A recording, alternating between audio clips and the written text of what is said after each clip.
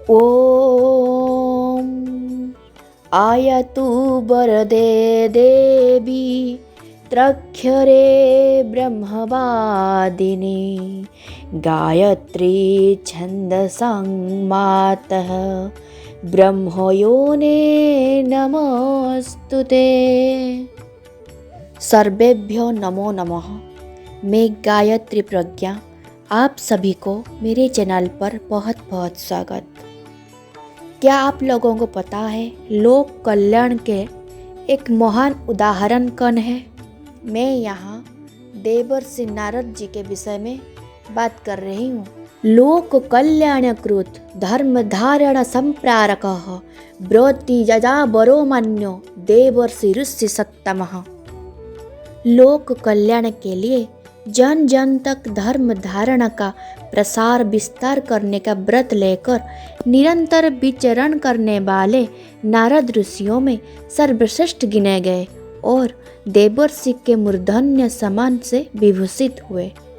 एकमात्र उन्हीं को यह सुविधा प्राप्त थी कि कभी भी बिना किसी रोक टोक बिस्लोक पहुँचे और भगवान के निकट बैठकर अभीष्ट समय तक प्रत्यक्ष ज्ञान चर्चा करें। यह विशेष सुविधा उन्हें लोक कल्याण को ही आत्म कल्याण मानने की परमार्थ परायणता के कारण मिली। वे समय समय पर भगवान के समीप पहुँचते और सामूहिक समस्याओं पर विचार करके तदनुरूप अपना मत बनाते और भावी कार्यक्रम निर्धारित करते। नारद ऋषि को भगवान की विशेष अनुकंपा इस कारण मिली कि उन्होंने परहित को अपना जीवन उद्देश्य माना। इसके लिए वो निरंतर भ्रमण करते, जब चेतना जगाते वो लोगों को सन्मार्ग की राह दिखाते थे। ध्रुव, प्रहलाद तथा पार्वती को अपने सामूहिक मार्गदर्शन द्वारा उन्होंने लक्ष्य प्राप्ति की ओर अग्रसर किया। इसी लोक परायणता ने उन्हें देवर्षि पद से सम्मानित करवाया तथा भगवान के सामीप्य का लाभ भी उन्हें मिला, क्योंकि वो सत जन संपर्क में रहते थे। इसी कारण सामूहिक जन समस्याओं के समाधान हेतु वो परामर्श मार्गदर्शन हेतु प्रभु के पास पहुँचते थे। वो मार्गदर्शन प्राप्त क्यों अपनी भावी नीति का क्रियान्वयन करते थे। ऐसे परमार्थ परायण व्यक्ति जहाँ भी होते हैं सदैव श्रद्धा सम्मान पाते हैं। जैसे कि गंगा नदी और ब्रह्म सरोवर। ब्रह्म सरोवर ने शिकायत की कि हे भगवान, आप भगवती गंगा की इतनी सराहना करते हैं, हम भी लोगों की शीतलता और सद्गति प्रदान करते हैं, वो पुण्य हमें क्यों नहीं मिलता?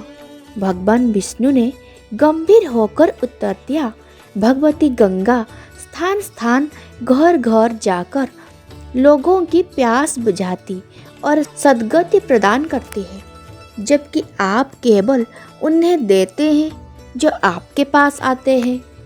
ब्रह्म सरोवर ने अनुभव किया कि भगवती गंगा सचमुच महान है। उन्हें अपने भीतर कभी कभी विकार पैदा होने का कारण भी ज्ञात हो गया। परमार्थ की यह वृत्ति भारतीय संस्कृति की विशेषता है। इसी प्रयोजन से धर्म धारणा के विस्तार का व्रत लेकर नैष्ठिक परिव्राजक निरंतर भ्रमण करते रहते थे एवं जनमानस के परिष्कार का वह उद्देश्य पूरा करते थे, जिसके लिए वानप्रस्थ परंपरा, परिव्राजक धर्म तथा तीर्थ यात्रा का समावेश आर्यकालीन महामानवों द्वारा किया गया था। इस कार्य को लोक सेवी मनुष्यों ने सदैव एक साधना माना है। यह साधना एक कठोर तप होते हुए भी उन्हें आह्लाद एवं आत्मसंतोष देती है। जैसे कि प्रतिमा और पथ। पर्वत शिखर पर बने मंदिरों की प्रतिमा ने एक सामने वाली पथ से सहानुभूति दिखाते हुए कहा, हे भद्रे, तुम कितना कष्ट सहती हो, यहाँ आने वाली कितने लोग का बोझ उठाती हो, यह देखकर हमारा जी भर आता है।